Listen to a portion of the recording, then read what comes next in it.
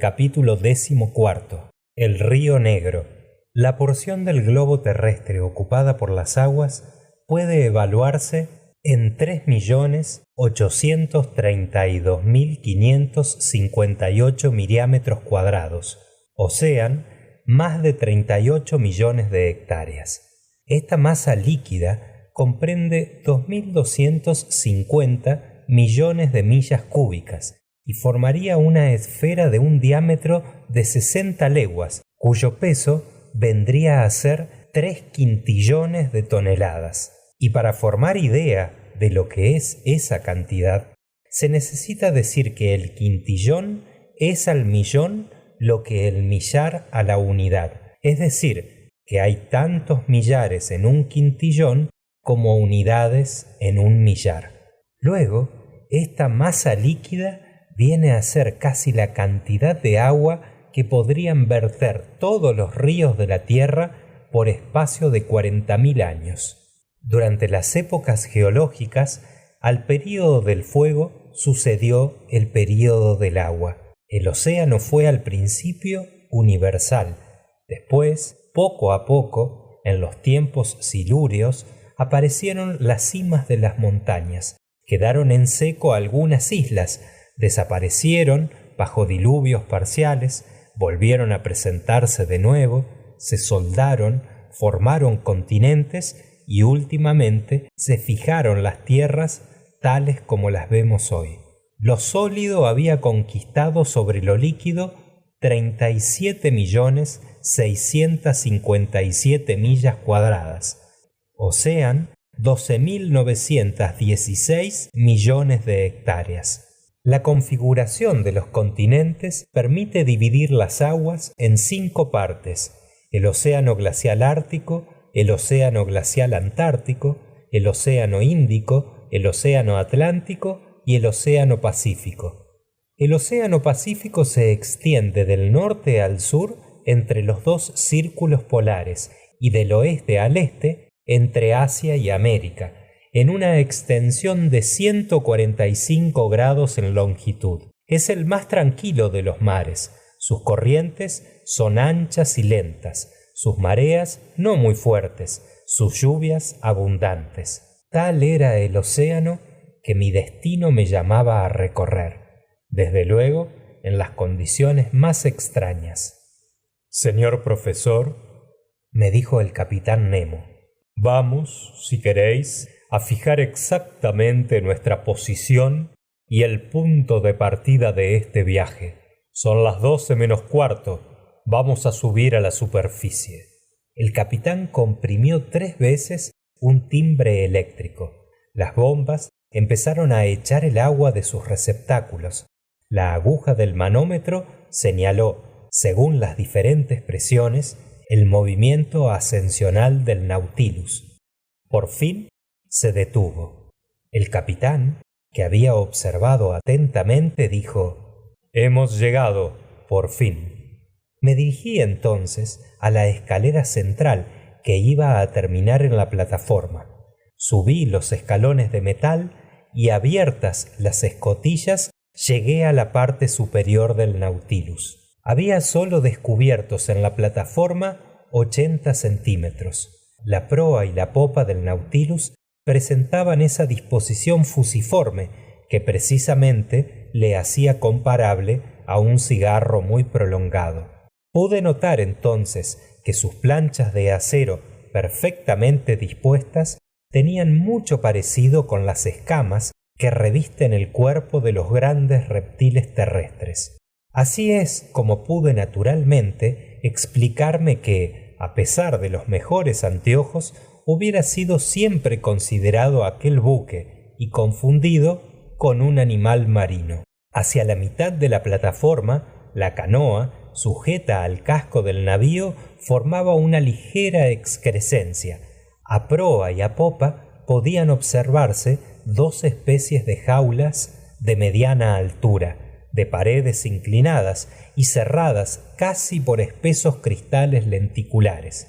Una destinada al timón que dirigía al Nautilus. Encerraba la otra un poderoso fanal eléctrico que iluminaba su camino.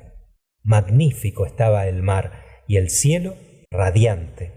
Apenas si el prolongado vehículo daba muestras de sentir las ondulaciones del océano. Una ligera brisa del este hacía rizarse apenas la superficie de las aguas. El horizonte, limpio de las brumas, dejaba ocasión para hacer observaciones.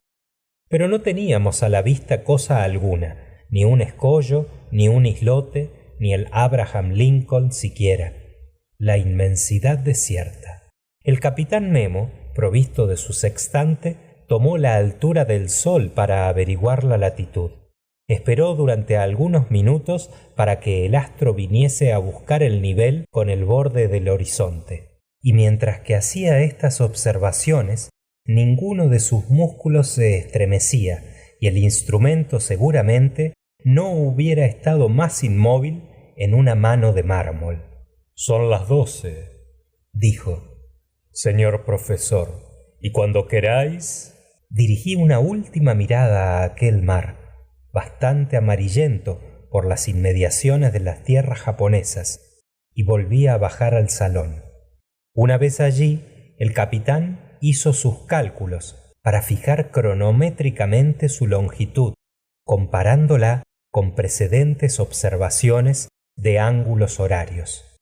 Después me dijo: «Señor Aronnax, nos encontramos a 137 grados y 15 minutos de longitud al oeste». «¿De qué meridiano?», pregunté vivamente, esperando que la respuesta del capitán me indicaría su nacionalidad. «Caballero», me respondió, «tengo diferentes cronómetros, arreglados a los meridianos de París, de Greenwich y de Washington. Pero, haciéndoos todos los honores, me voy a servir del meridiano de París». Esta respuesta no venía a enseñarme nada realmente. Me callé, pues, y el comandante continuó: 37 grados de longitud al oeste del meridiano de París y 30 grados 7 minutos de latitud norte, es decir, a 300 millas próximamente de las costas del Japón. Hoy estamos a 8 de noviembre, es mediodía y comienza nuestro viaje de exploración submarina. «Guárdenos Dios», exclamé. «Y ahora, señor profesor», añadió el capitán, «os dejo entregado a vuestros estudios. Hacemos ruta al este-nordeste y nos hallamos a 50 metros de profundidad. He aquí mapas perfectamente dispuestos, donde podréis seguir la marcha. Queda el salón a vuestra disposición y os pido permiso para retirarme». El capitán Nemo me saludó y me quedé solo, abismado en mis pensamientos, que recaían todos sobre aquel comandante del Nautilus. ¿Podría llegar a descubrir alguna vez a qué nacionalidad estaba unido a aquel ser extraño que se jactaba de ser cosmopolita y no depender de ninguna? ¿Qué causas habían provocado y quién podía ser objeto de aquel odio que él manifestaba a la humanidad, de aquel rencor que buscaba acaso terribles y sangrientas venganzas? ¿Podía ser alguno de esos sabios desconocidos, uno de esos genios a quienes se desprecia y califica de locos, según la expresión de Conseil, algún Galileo moderno, o quizá alguno de esos hombres científicos como el americano Maury, cuya carrera ha sido detenida y destrozada por las revoluciones políticas? Aún no podía decir nada. Me acogía con frialdad, aunque con mucha cortesía, y dándome un buen trato, cuando la casualidad acababa de arrojarme a bordo de su buque y me hallaba a merced suya. No había querido siquiera alargar su mano para estrechar la que yo le tendía, y por su parte no se había dignado tenderme la suya. Permanecí durante más de una hora, abrumado con estas reflexiones, procurando penetrar aquel misterio que tanto me interesaba. Fijé después mis miradas en un inmenso planisferio extendido sobre la mesa y coloqué el dedo en el punto de partida donde se cruzaban la longitud y la latitud observadas. El mar tiene sus ríos, como los continentes, porque así pueden considerarse esas corrientes especiales que se dan a conocer por su temperatura o por su color, y una de las más notables es la que se designa con el nombre de corriente de Gulf Stream. La ciencia ha determinado en el globo la dirección de 5 principales corrientes, una en el Atlántico Norte, la segunda en el Atlántico Sur, la tercera en el Pacífico Norte, la cuarta en el Pacífico Sur y la quinta en el Océano Índico Sur. Es muy probable que existiera una sexta corriente en el Océano Índico Norte, cuando los mares Caspio y de Arel, reunidos a los grandes lagos del Asia, formaban una sola y vasta extensión de agua. Pues bien, en el punto indicado en el planisferio se desarrollaba una de esas corrientes, el Kuro-Sillo de los japoneses, el río Negro, que, saliendo del Golfo de Bengala, donde le calientan los rayos perpendiculares del sol de los trópicos, atraviesa el estrecho de Malaca, prolongándose por la costa de Asia, da vuelta en el Pacífico Norte hasta las islas Aleutianas, arrastrando troncos de alcanfor y otros productos indígenas, y cortando con el puro índigo de sus calientes aguas las olas del océano.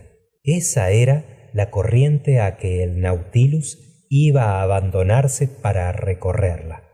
Seguíale yo con la mirada, viendo cómo se perdía en la inmensidad del Pacífico, y me sentía arrastrar con él, cuando Ned Land y Consejo se presentaron a la puerta del salón. Mis 2 bravos compañeros se quedaron asombrados al divisar las maravillas con tal profusión y con tal orden amontonadas ante sus ojos. El canadiense exclamó: ¿Dónde nos encontramos? ¿Dónde hemos venido a parar? ¿Al Museo de Quebec? Paréceme, dijo Consejo, que podemos decir con más propiedad que estamos en el palacio de Sommerard. Amigos míos, respondí, haciéndoles señas para que pasaran adelante, ni estáis en el Canadá ni en Francia. Os halláis a bordo del Nautilus y a 50 metros bajo el nivel del mar. Esta es la pura realidad. Preciso será creeros, puesto que tan formalmente lo afirmáis, replicó Consejo. Mas con todo eso, francamente, este salón es muy propio y muy digno para causar extrañeza y asombro aún a los tranquilos flamencos como yo. Asómbrate, amigo mío, y examina con atención, porque para un clasificador de tu fuerza y de tu temple hay aquí mucho que admirar, y puede hallarse bastante trabajo para distraer la atención y ocuparla. No tenía necesidad de gran esfuerzo para alentar a Consejo. El buen muchacho, examinando los estantes, murmuraba ya palabras propias de los naturalistas. Clase de los gasterópodos, familia de los bucinoideos, género de las porcelanas, especie de los Cyprae madagascariensis, etc. Durante ese tiempo, Ned Land, muy poco afecto a los estudios de las conchas, me dirigía algunas preguntas relativas a mi entrevista con el capitán Nemo. Deseaba saber si había yo descubierto quién era, de dónde venía, a dónde iba y a qué profundidades nos arrastraba, con otras 1000 preguntas a que yo no podía responder. Indiqué entonces a mis compañeros lo que había podido averiguar, o más bien que nada sabía, preguntándole a mi vez lo que por su parte había visto u oído. Nada he visto, nada he oído, respondió el canadiense. Ni aún he logrado divisar a ningún miembro de la tripulación del buque. ¿Serán acaso eléctricos también estos tripulantes? ¿Eléctricos? A fe mía, que bien puede uno figurárselo. ¿Es cierto eso, señor Aronnax? Preguntó entonces Ned Land, que conservaba siempre su primitiva idea. Y no podéis decirnos tampoco cuántos hombres habrá a bordo. ¿Serán 10, 20, 50 o 100? No puedo absolutamente deciros nada, señor Land. Además, creedme, es preciso abandonar por ahora la idea que acariciáis y renunciar a apoderarnos del Nautilus o a escaparnos.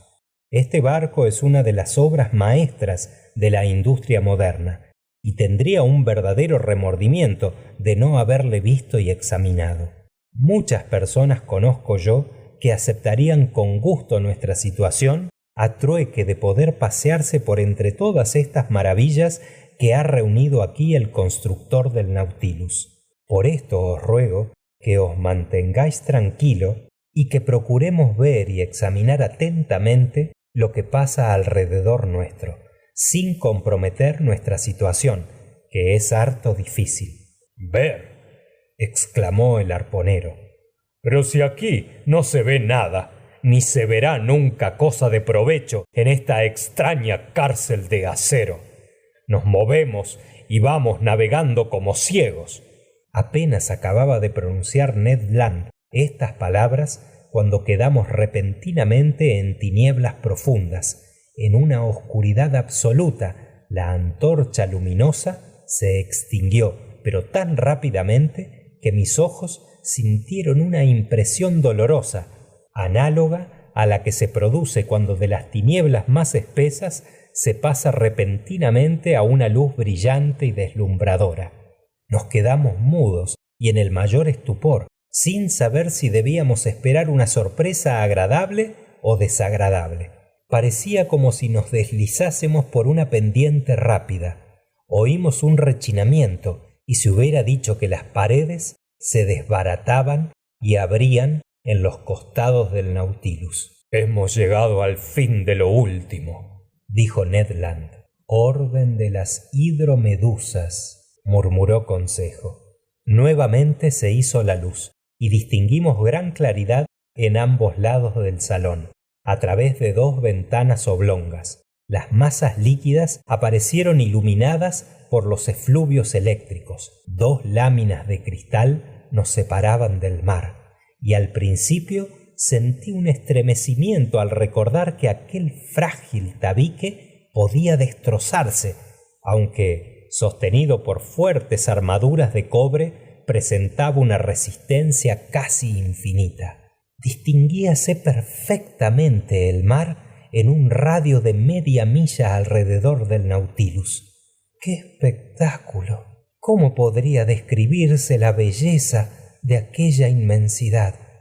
¿Quién podría pintar los efectos de la luz a través de aquellas masas transparentes y la suavidad de aquellas degradaciones sucesivas hasta las capas inferiores y superiores del océano? Todo el mundo conoce la diafanidad del mar. Es sabido que su limpidez es superior a la del agua de roca.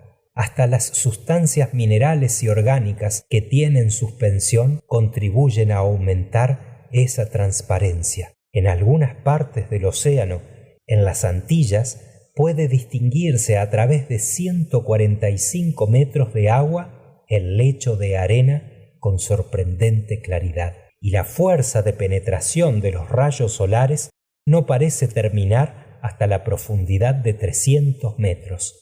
En aquella masa fluida que recorría el Nautilus, el resplandor, el brillo eléctrico se producía en el seno mismo de las ondas, y no era ya agua luminosa, sino más bien luz líquida.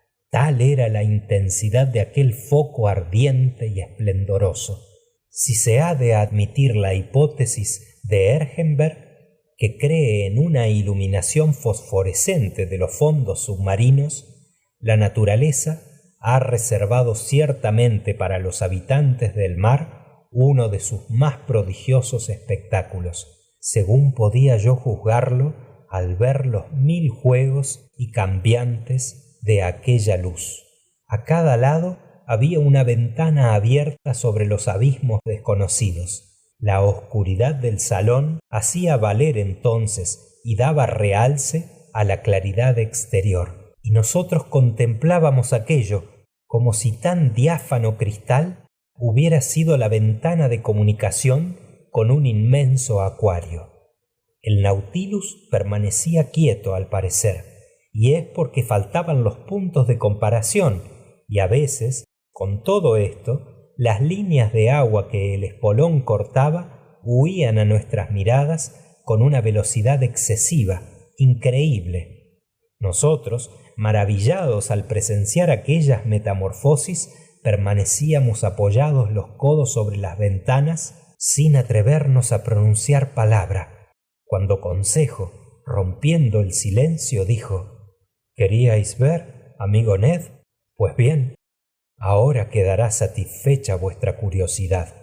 Curioso, curioso, decía el canadiense, que obviando su cólera y sus proyectos de evasión, experimentaba una atracción irresistible. Y vendrían de muy lejos para admirar este espectáculo. Ah, exclamé, comprendo la vida de ese hombre. Se ha formado un mundo aparte que le reserva sus más asombrosas maravillas. ¿Y los peces? Prosiguió el canadiense. No veo peces. ¿Qué os importa, amigo Ned? Respondió Consejo, puesto que no los conocéis. ¿Me decís a mí eso? ¿A mí, pescador? Exclamó Ned Land.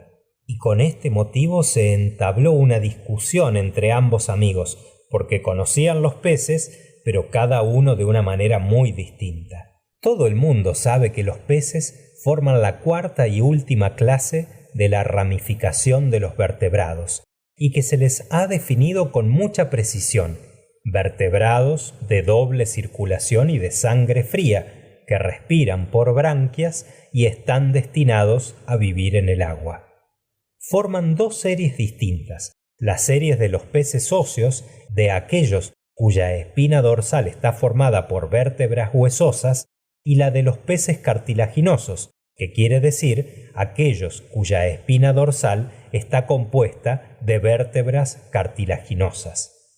Conocía quizá el canadiense esta distinción, pero Consejo lo sabía mucho mejor, y en buena amistad ahora con Ned no podía comprender ni admitir que fuese menos instruido que él. Por eso le dijo: amigo Ned, sois un buen arponero, un buen matador de peces, un hábil pescador. Habéis cogido muchos de esos interesantes animales, pero apostaría cualquier cosa buena a que no sabéis clasificarlos. Sí, respondió muy serio el ballenero.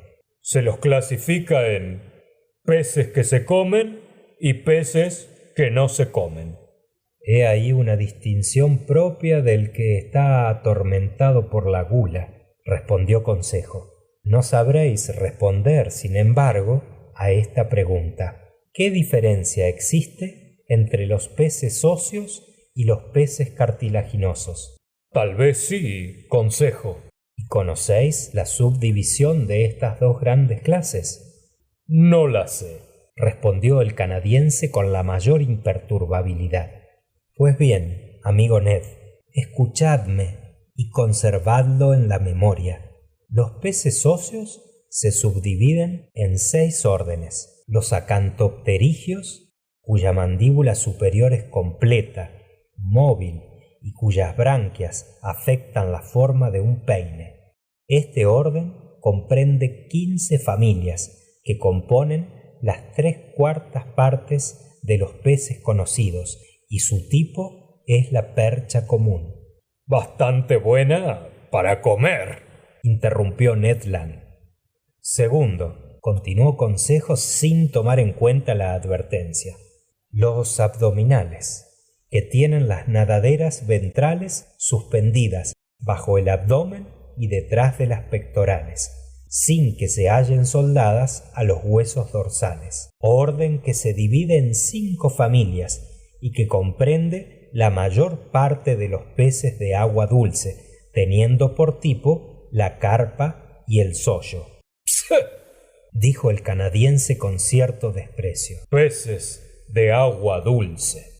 Tercero, añadió Consejo, Los subbranquianos, cuyas ventrales están colocadas bajo las pectorales e inmediatamente suspendidas de los huesos del dorso. Este orden contiene 4 familias, cuyos tipos son las platijas y los lenguados. ¡Sobresaliente, sobresaliente!, exclamaba el ballenero, que sólo quería considerar los peces bajo el punto de vista comestible. Cuarto, interrumpió Consejo, que estaba decidido a hacer un curso completo de ictiología. Los ápodos, de cuerpo prolongado, desprovistos de nadaderas ventrales y revestidos de una piel espesa y muchas veces grasienta y escurridiza. Orden que sólo comprende una familia y cuyo tipo es la anguila, el gimnoto. Eso es mediano, replicó Ned Land. Quinto, dijo Consejo, los lofobranquios, que tienen las mandíbulas completas y libres, cuyas branquias están formadas de pequeños flecos dispuestos por pares a lo largo de los arcos branquiales. Este orden tampoco tiene más que una familia, y su tipo, los hipocampos, los pegasos dragones. Malo, dijo meneando la cabeza el arponero. Sexto y último, dijo Consejo, los plectognatos, cuyo hueso maxilar está fijamente soldado sobre el lado del intermaxilar que forma la mandíbula, y cuyo arco palatino se engrana por sutura con el cráneo, lo cual le deja inmóvil. Orden que carece de verdaderos ventrales y que se compone de 2 familias, cuyos tipos son los tetrodontes y los peces luna. Que son a propósito para deshonrar una caldera, respondió el canadiense. ¿Habéis comprendido bien, amigo Ned, mis explicaciones?, preguntó con cierto orgullo el sabio Consejo.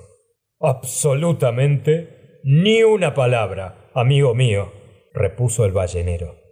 Pero seguid en vuestra tarea, porque me va pareciendo interesante. En cuanto a los peces cartilaginosos, volvió a proseguir con su natural impasibilidad Consejo. Solo comprenden 3 órdenes. Tanto mejor, dijo Ned. Primero, los ciclóstomos, cuyas mandíbulas están soldadas en un anillo móvil y cuyas branquias se abren en numerosos agujeros. Este orden solo comprende una familia, cuyo tipo es la lamprea. Ciertamente muy estimable y estimada. Segundo, los elacianos, con branquias semejantes a la de los ciclóstomos, pero cuya mandíbula inferior es móvil.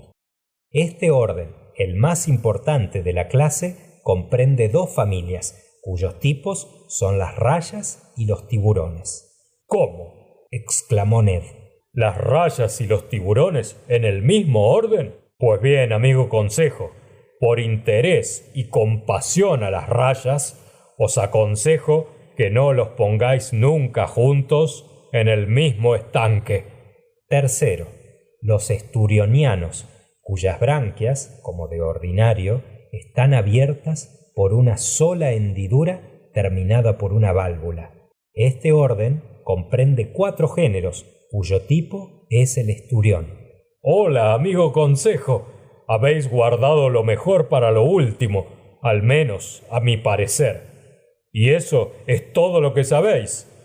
Sí, mi buen Ned, pero debéis tener presente que cuando uno sabe todo esto, no sabe nada aún, porque las familias se dividen en géneros, en subgéneros, en especies, en variedades. Pues bien, querido Consejo, dijo el ballenero, inclinándose hacia el cristal que había en el tabique. Observad ahí las variedades que pasan. Es verdad, peces, exclamó Consejo. Creería uno hallarse delante de un acuario.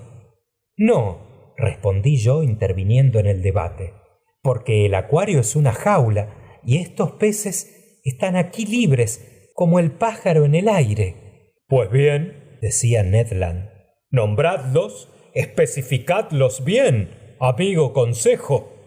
Yo, respondió Consejo, no soy capaz de hacer tal cosa.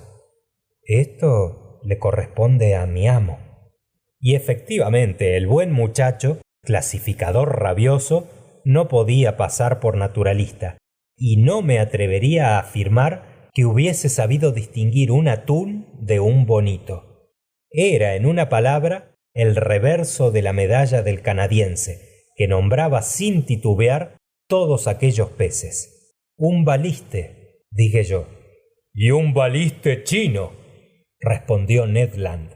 Género de los balistes, familia de los esclerodermos, orden de los plectognatos, murmuraba Consejo.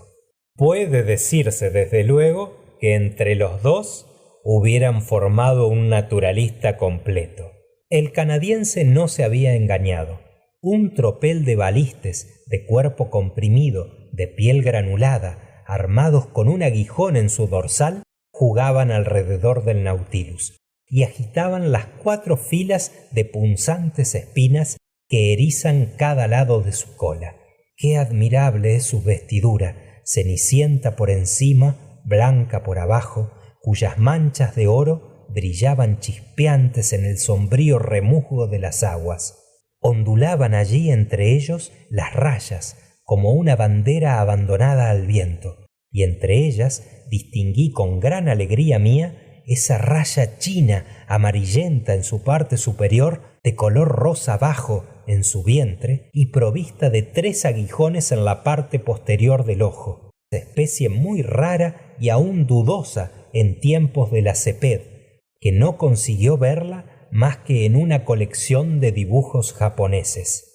Durante 2 horas fue escoltando al Nautilus todo un ejército acuático. En medio de sus juegos, de sus saltos, y cuando rivalizaban en belleza, en brillo y en velocidad, pude distinguir al labro verde, el salmonete barberino, señalado con una doble raya negra, el gubio eleotro, de cola redonda, blanco y con manchas de violeta en el dorso, el escombro japonés, de cuerpo azul y plateada cabeza, las brillantes azurores, cuyo solo nombre dispensa de toda descripción, los esparos rayados, de nadaderas matizadas de azul y amarillo, los esparos listados con una cinta negra en la cola, los esparos sonéforos, elegantemente fajados por sus 6 cinturas, los aulóstonos, verdaderas bocas de flauta,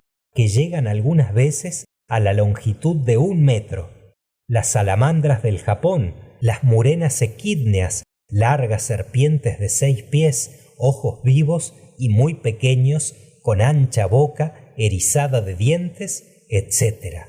Nuestra admiración se mantenía siempre despierta hasta el más alto grado, y no podíamos agotar las interjecciones. Ned nombraba los peces, Consejo los clasificaba, yo quedaba extasiado ante la vivacidad de sus movimientos y la belleza de sus formas. Nunca había logrado sorprender a los animales del mar vivos y libres en su elemento natural, y esto servía también para mantenerme atónito. Sería muy difuso si hubiese de citar todas las variedades que pasaron ante nuestros ojos desvanecidos, porque es inmensa la colección en los mares del Japón y de la China. Esos peces acudían más numerosos que las aves que pueblan el espacio, atraídos sin duda por el brillante foco de la luz eléctrica. De repente se alumbró completamente el salón, volvieron a caer las planchas de acero fundido y desapareció la encantadora visión.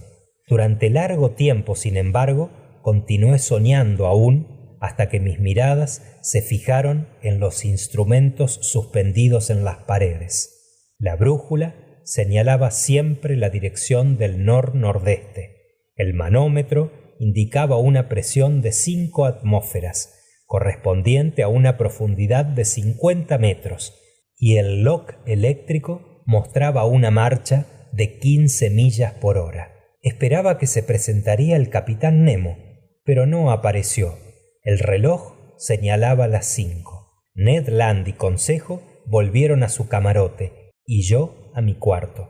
Encontré preparada la comida, que se componía de sopa de tortuga hecha con los caréis más delicados, de un mero de carne blanca, cuyo hígado, preparado aparte, tenía un comer delicioso, y filetes de esa carne del holocanto emperador, cuyo sabor me pareció superior con mucho al del salmón. Pasé la noche leyendo, escribiendo y pensando, y después, habiéndome acometido el sueño, me tendí en la cama, quedando profundamente dormido, mientras que el Nautilus se deslizaba siguiendo la rápida corriente del río Negro. Fin del capítulo 14.